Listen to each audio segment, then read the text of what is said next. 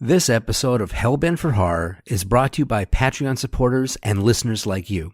If you enjoy Hellbent for Horror, please consider supporting the show by contributing either on our Patreon site or via PayPal. You can find links to both of those on hellbentforhorror.com. And I thank you for helping to sustain the show.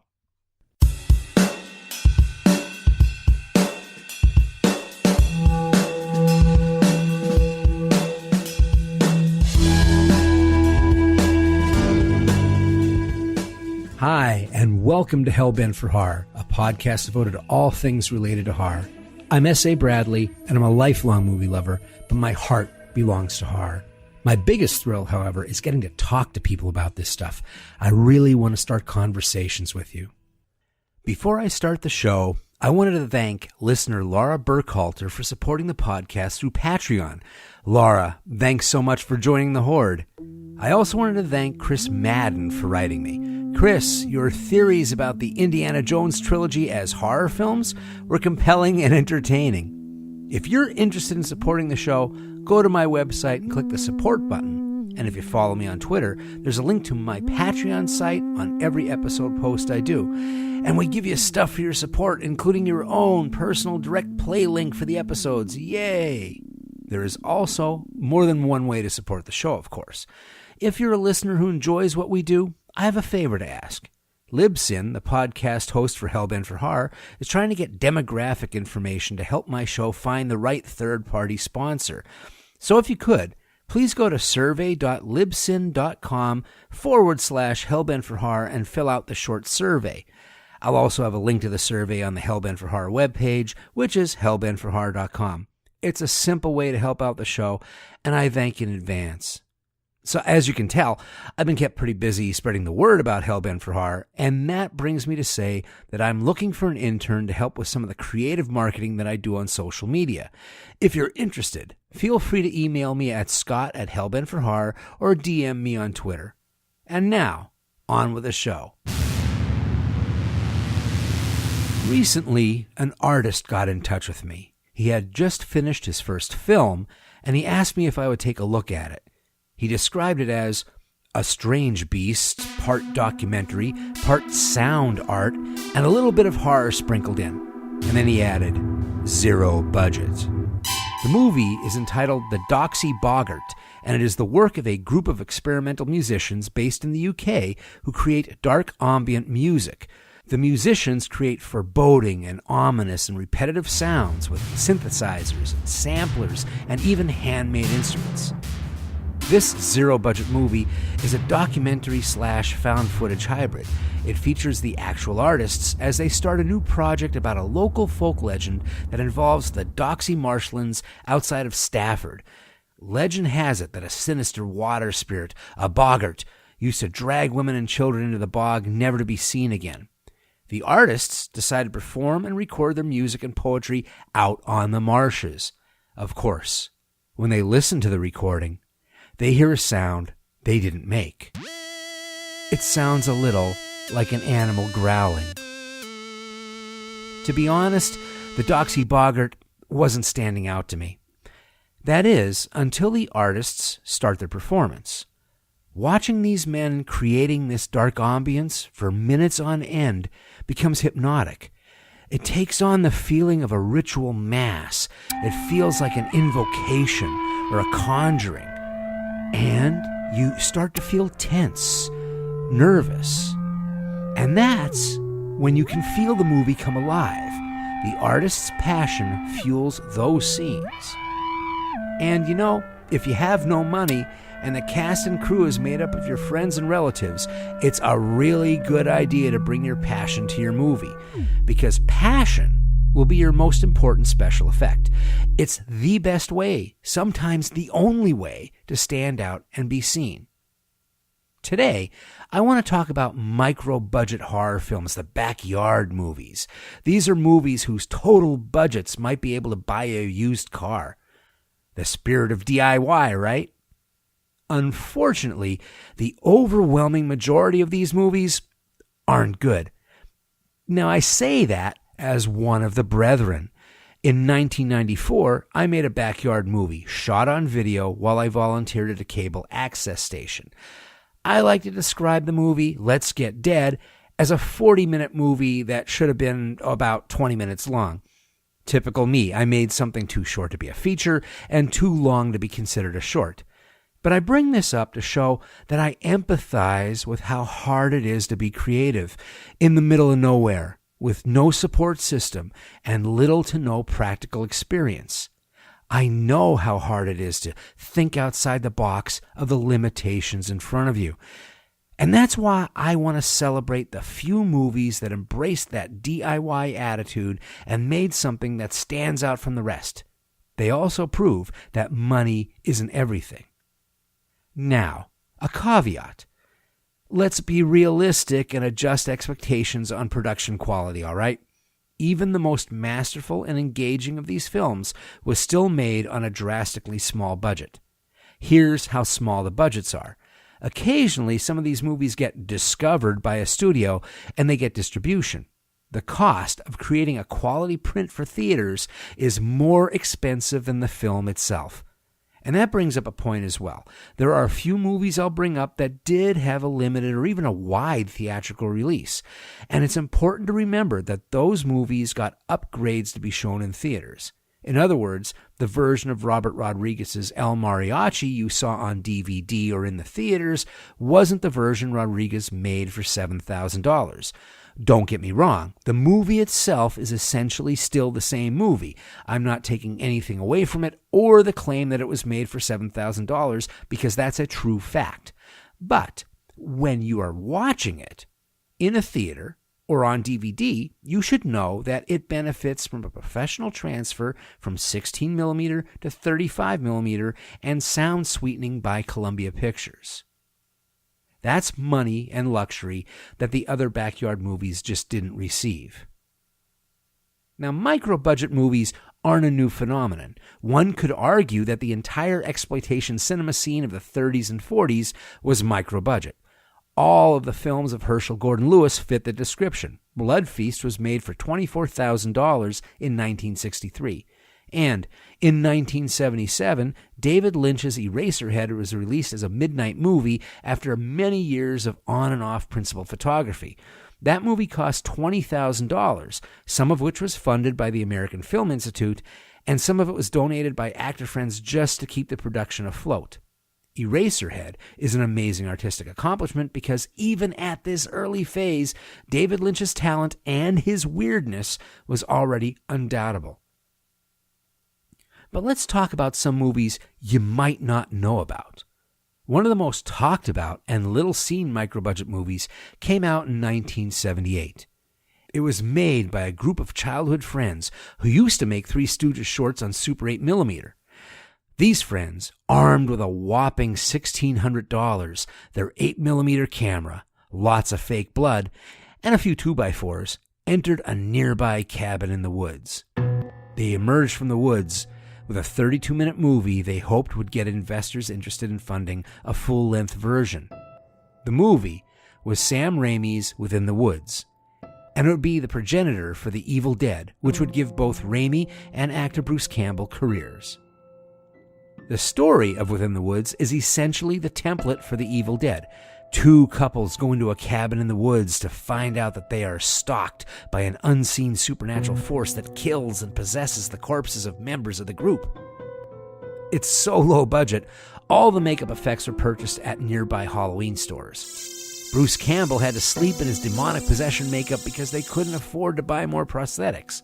Tom Sullivan, the makeup and special effects man, had to improvise effects on the spot. The production was literally held together with duct tape. And yet, and here's the thing that many of these standout micro-budget movies have in common, instead of playing it safe, Raimi decided to make the most ambitious movie he could. Special effects and action sequences and stunts. Damn the torpedoes. When funds ran out, eventually that happens, Raimi experimented, and he created crazy and intricate camera moves to combine several shots into one. And the Raimi cam, where the camera is mounted on a 2x4 and carried by two guys running through the woods, was born. Even with the obvious limitations, you can clearly see Raimi's imagination and creativity. Well, maybe not clearly. The movie almost never got seen when Raimi made the questionable decision to blow up the Super 8mm film to 35mm. Now that's a whole lot of blowing up to do, and the result was a grainy and dark print. Nevertheless, he talked a local theater owner into playing the movie before a midnight showing of the Rocky Horror Picture Show, and it was the right audience. And it was the only public audience for Within the Woods. The movie was never released commercially, and to this day it hasn't even been released as a DVD extra. The reason stems from royalties for music that is used in the movie, not embarrassment. However, you can find bootlegs floating around, and it occasionally appears on YouTube, and then disappears, just like a ghostly mist in the woods. If there is one micro-budget filmmaker I would call an auteur, it would be Jim Van Bebber. He's the Sam Peckinpah backyard movie making, a man whose small body of work gave a voice to a largely forgotten brand of born loser, the defiant, lost teenagers of the Rust Belt. And, like Peckinpah, Van Bebber's movies are gritty, uncompromising, and violent. I'd be willing to guess that Van Bebber is responsible for more people making backyard movies in the 1990s than any other director. And the movie that made his reputation was 1988's Deadbeat at Dawn. The story is pure grindhouse cinema at its finest. Two rival gangs fight for turf space on the decaying streets of Dayton, Ohio. Goose, played by Van Bebber, is the leader of the Ravens, but he wants to get out and start a new life with his girlfriend. While Goose goes on one last drug deal to get traveling cash, members of the rival gang, the Spiders, break into his apartment and kill his girlfriend. This murder and a double cross from his own gang lead Goose into a downward spiral. Only one thing pulls him out of suicide, and that's to get revenge on both gangs. He has nothing to lose, and he is happy to die to get his revenge. Now, that plot doesn't do justice to the amazing experience of watching Deadbeat at Dawn. There is a dynamo at the center of this film, and it is Jim Van Bebber. He is the lead actor, and he writes and directs and edits and choreographs the fight sequences and does all the stunts in the movie. There are car crashes, crazy martial arts nunchuck battles and knife fights. A character is dragged by a car and pinned up against a brick wall, and a gang scales a downtown building on ropes, and someone jumps off a dam to escape a car. It all feels real. It all feels outlaw. And that's because it was. There were no shooting permits. Fires were set in city streets, and cars were crashed and abandoned in rivers. The police were called on occasion, and no fucks were ever given. Jim Van Bebber was a student at Wright State University when he decided to take the money for his sophomore year and drop out to make a movie instead. Deadbeat at Dawn cost $10,000, and 4 years of Van Bebber's life, and at least 2 layers of flesh with all the stunt work he did. Van Bebber also did the makeup effects for this film. The fights and the nightmare sequences in this movie are so violent, this movie changes from gang film to a horror film. But what is most arresting about this film is how well done it is for the budget and for how much action takes place. Van Bebber is a natural director, and he has a strong camera eye and a strong understanding of film language. Any other backyard director would just set up a long static shot for these fights. But Van Bebber is a student of the 70s golden age of cinema, and he demands more of himself. So he does multiple takes for editing choices, and he even does the equivalent of dolly shots. It's not seamless, the acting is not great, and the budgetary limitations do show. But the sheer energy behind Deadbeat at Dawn hurtles you along. This is a gritty and uncompromising and nihilistic film, and yet you are exhilarated by it. Van Bebber's heart and passion permeates every frame, and he wins you over. Sadly, Van Bebber never made it to the mainstream, and all of his movies are made on a micro-budget, and they take years, sometimes decades to complete. And every one of them has been a badass, uncompromising work of trash art. The next movie was literally shot in the director's backyard. It helps if your backyard is in the farmlands of New Zealand. That's a lot of backyard. If you were to take the crazy, inventive camera work from Sam Raimi's Within the Woods and mix it with the complete lack of concern for life and limb of Jim Van Bebber and add slapstick comedy to a gore fest, you get Peter Jackson's first film, Bad Taste. If you only know Peter Jackson from Lord of the Rings, have I got a ride for you? I came across Bad Taste at my video store in 1988. The box art had an alien that vaguely reminded me of a mutated Richard Nixon. He was giving me the finger. Instant rental. And when I watched Bad Taste, it made me, and probably any other horror fan who rented it, a Peter Jackson fan for life. Okay, so the plot, such as it is. Aliens invade a small coastal New Zealand village to harvest human flesh for their intergalactic fast food chain. However, a paramilitary force consisting of 3 soldiers and a crazy scientist show up to foil their plans. Don't worry, Peter Jackson won't mind if you don't think there's not much of a plot. There was never a script written down. He was literally making it up as he went along. And what they ended up with was one of the most gleefully gory slapstick, horror, sci-fi comedies ever made. Peter Jackson refers to it as splatstick. The movie was originally planned as a 10-minute short called Roast of the Day. Just like Sam Raimi, Jackson made his short film to lure potential investors. Then he saw Evil Dead, and Jackson was inspired to stretch his short into a feature film. Bad Taste was shot on weekends over a 4-year period. The shoot went on so long that actor Craig Smith got married and left the movie, then got divorced and returned to the movie before principal photography was even finished. This movie was a sheer force of will by Peter Jackson. Here he was, literally in the middle of nowhere, with no studio connections or equipment. So, he decided to make a studio for himself. He not only directed and produced and kinda wrote down ideas between shooting days, he was also the cameraman and the editor, and he also made most of the makeup and special effects in the movie. The latex alien heads were made in his mother's oven, which is why the heads bend backwards. It was the only way they'd fit in the oven. All the realistic machine guns are actually made from aluminum pipes and wood painted black. Animated muzzle flashes were added in editing, and he made the actors shake as if it was recoil. Jackson had no camera equipment, so he went to the hardware store and he made a Steadicam system out of $15 worth of pipe. He used long planks of wood like a seesaw to do crane shots, and Jackson used his own 25-year-old 16mm camera to shoot the film. There was only one problem. It wasn't a sound camera, so all the dialogue needed to be added later. Jackson's friends pulled double duty as actors and crew.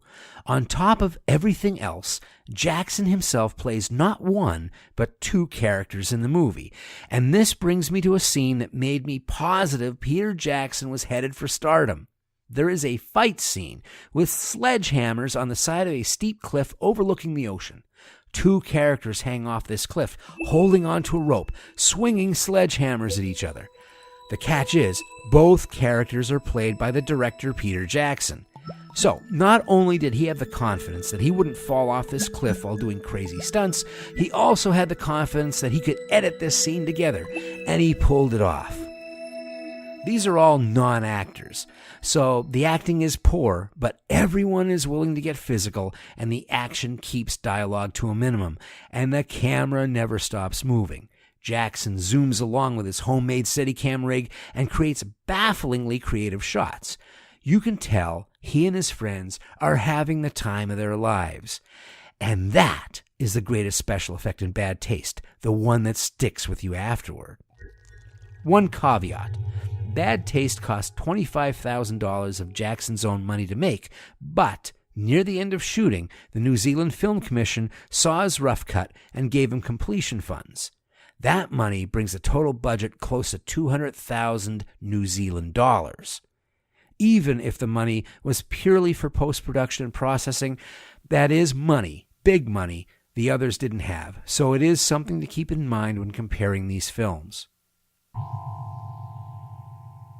As I've mentioned before, these micro-budget films have their issues, some due to budget limitations and some from a lack of technical experience.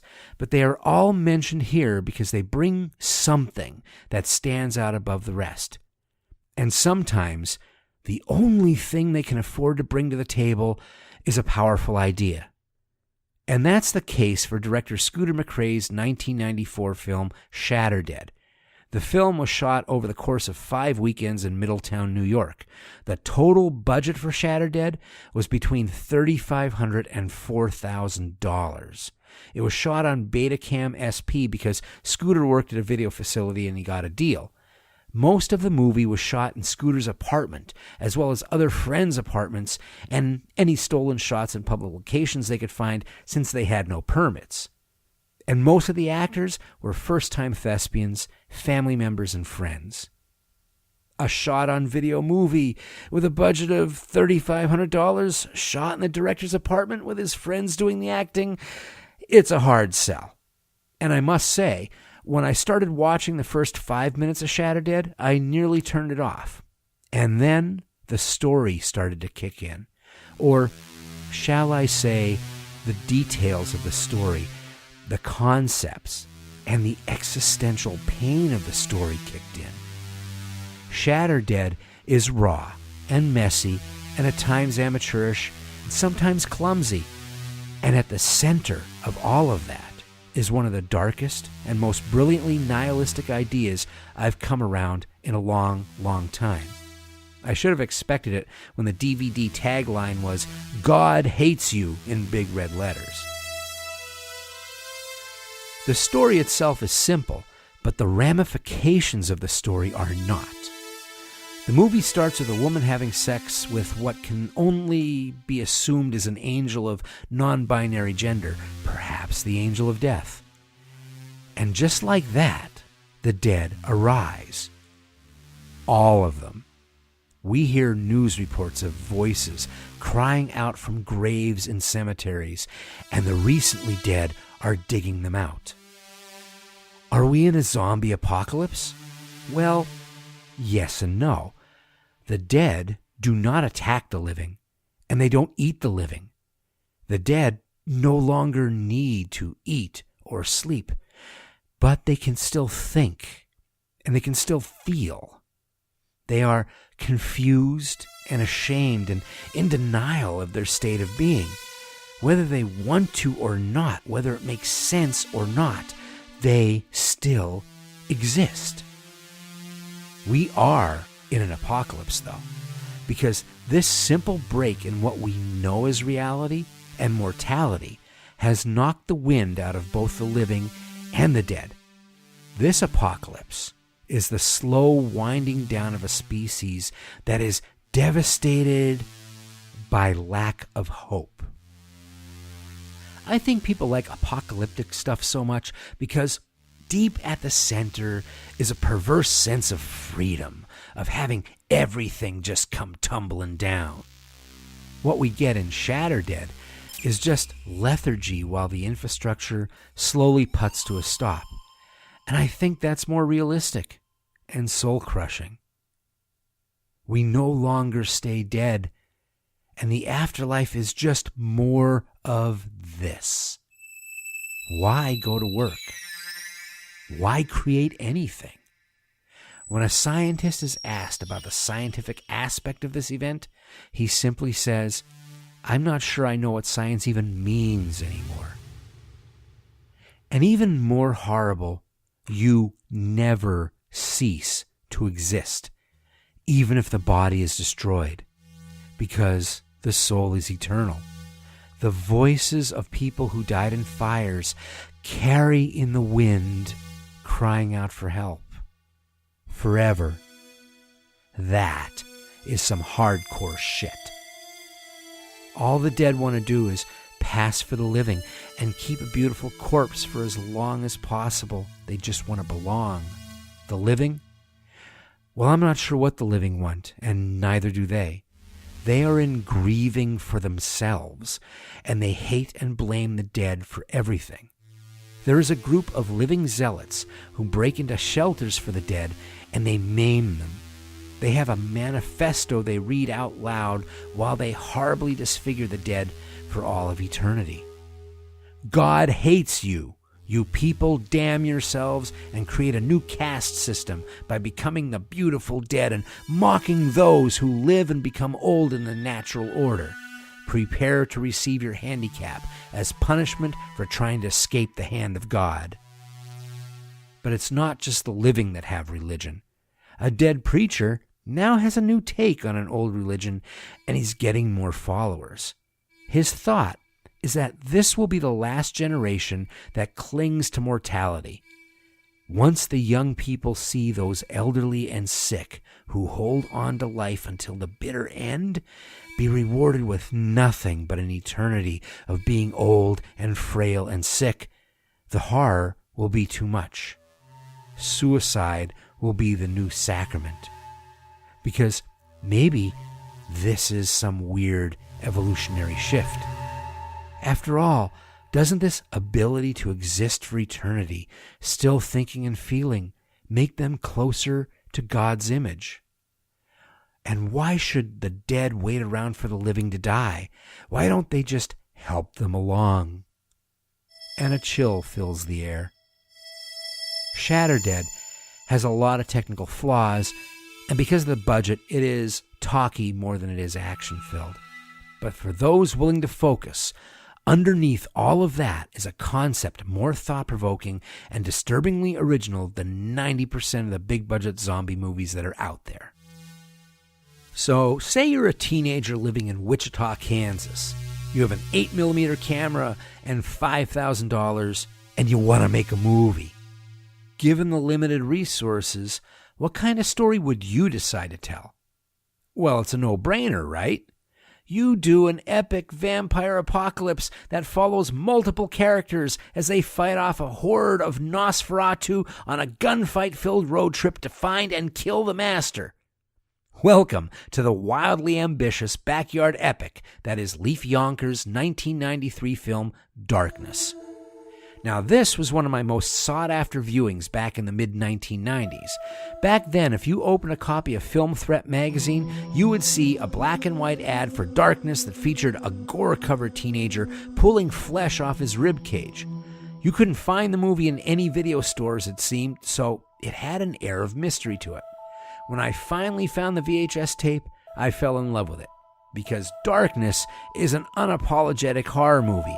It's made by horror movie lovers for horror movie lovers, and it throws caution to the wind and goes for the gusto. Darkness follows two storylines that converge. One is the story of Toby, the lone survivor of a massacre at a convenience store. Toby escapes and returns to his trailer park home to find another massacre. His mother and sister were not spared. Vampires have attacked. Unfortunately for him, his relatives revive as vampires and they attack him. He is saved only by daylight, which destroys them. Toby becomes a lone vampire hunter, armed to the teeth in search of the master. The second storyline revolves around a group of friends who return from a rock concert only to find out that the master vampire has been through their town too. Each of the teens are attacked by their Nosferatu families. This is Kansas, so the teenagers grab rifles and machetes and shoot their way out of town. Eventually, this group meets up with Toby and they join forces, trying to stay ahead of the spreading vampire apocalypse. To find actors for his movie, Jonker went to a midnight showing of Rocky Horror Picture Show and recruited the kids who got up on stage. To find his film crew, Jonker went to the local college and recruited film students. Underage kids, out all night, running around in the dark with machetes and small explosives. What could go wrong, right? Well, on day one, the cast showed up, but none of the crew. In the face of this crushing setback, Leif worked for a year on a tractor and made back the lost money and decided to go for it all one more time. It's safe to say every penny is up on that screen. The movie was shot on weekends for 2.5 years. Leaf shot in 8mm, and to conserve film stock, he shot at 18 frames per second instead of 24. For the very well-executed massacre in the convenience store, Yonker found a mom-and-pop store he could rent at night for $76 and a 12-pack of Michelob Dry. So much fake blood was used in this movie that, in one scene, an actress had to be peeled off the floor by the crew when she dried under the lights. There were no permits, so they would jump out of a car, film a shotgun battle at night, and drive off before the cops appeared. By all rights, this movie shouldn't have worked. And yet, this backyard movie made by teenagers has moments of real tension, and the action just keeps barreling along. Sometimes the limitations work in their favor, like when the scenes are only lit with streetlights. Very, very energetic. Sometimes, though, it doesn't, like when a prosthetic melting vampire looks more like a meaty Muppet than anything else. But through it all, you can't help but feel the barnstorming energy of Leaf Yonker radiating off the screen, and you just marvel at it all, and you cheer him on. Sometimes a movie captures your attention from the opening line. Here's the opening line to the next movie I want to talk about. It is spoken by a 10-year-old boy over a dark screen. My brother keeps a human head in his closet. And thus, we are pushed into the world of director Scott Shermer's 2012 film, Found. This movie was made for $8,000 in Bloomington, Indiana, and when a friend recommended it to me, I didn't have high hopes. In the advent of streaming video services, there had been a glut of micro-budget films, and most of them turned out to be unoriginal money grabs and nothing else. But every so often, you find a diamond in the rough. Found is a micro-budget movie that not only defies the limitations of its minimal budget, but it defies the limitations of what you normally expect from a horror movie. Found can be described as the most twisted coming-of-age film you've ever seen. It can also be described as the most heartbreaking horror film you've ever seen. From the very beginning, the movie keeps you off balance by showing you horrors filtered through youthful innocence. We navigate this world through the eyes of Marty, a bullied fifth grader who idolizes his teenage brother until he finds out his brother's horrible secret. He's bombarded with conflicting emotions. His brother is the only family member he connects with, and he loves him. But is he in danger? Would his brother kill him if he knew that Marty knew his secret? And as his brother, his blood, is there a killer inside Marty too? In the previous films, I've talked about how the extremely low budgets put limitations on the filmmakers. And in Found, there are times in the budget shows, specifically in the supporting actor performances and a pretty awkward scene in a funhouse. But for Found, I want to talk about how, in a very important way, the ultra-low budget may have helped the movie be as good as it is. Because Found is a brave film. It takes chances and makes creative choices that would make any studio producer queasy. And I think that because it was so cheap, nobody was looking over director Scott Shermer's shoulder. There's no way the final film would have survived a marketing group. Found dares to show the morbid attraction to violence young boys have, and it does that in parallel with actual violent acts committed by a psychotic teenager. Marty and his brother share a love for gory, violent horror films, and Marty spends his days drawing an ultra-violent comic book. A mainstream film would need to make Marty more innocent, to draw a clear line between good and evil. The mutual fascination connects them on a pretty uncomfortable level. And it's very rare for a horror movie to even mention that violent people might watch extreme horror films and get ideas from them. And just by including that suggestion, Found feels taboo. And that brings me to the movie's boldest choice. The brothers still love each other, even when we know what one of them is. And that means the monster is not shown as a one-dimensional monster. the serial killer brother is a completely fleshed out, three-dimensional character. If you think about serial killers in movies, they usually fall into two categories. They are either incredibly charismatic and brilliant, or they're social outcasts that hide out in houses with newspaper clippings on the walls. Both choices are safe archetypes. In Found, our serial killer acts and looks like the teenager he is. He's brooding, and he's disrespectful to his parents. He's arrogant, and he's a racist. And you feel he could pass as normal. In fact, you're sure you've met guys just like him in high school. And because of that, it makes everything he does that much more terrifying. And it makes the relationship between the two brothers that much more heartbreaking. And the last shot of the film will hit you right between the eyes. Now, this list of micro-budget films isn't definitive, and I'm sure there are others that are deserving of praise. Feel free to reach out to me with ones you feel passionate about, because sometimes the hype machines of the big-budget films can make it feel like making art is out of your league, like creating something is only the right of a select few who know the right people and have all the money. And that is an illusion.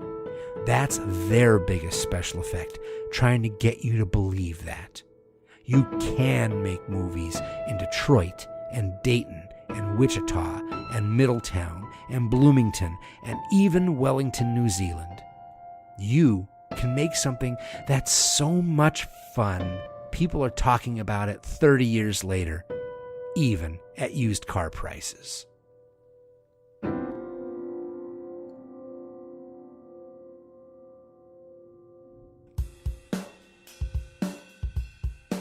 And thanks for listening to the show. Hellbent for Horror was written and broadcast by me, S.A. Bradley, and produced by me and Lisa Gorski. You can find more on our website, hellbentforhorror.com, and I'm also on Facebook at facebook.com/hellbentforhorror, and my Twitter handle is hellbenthorror. You can find Hellbent for Horror on iTunes, Google Play, and Stitcher, and other podcast platforms. And H4H has its own app. You can download it from the Google or Amazon store for Android, and the iPhone version is available on the iTunes store. Thanks again for listening, and until next time, stay hellbent.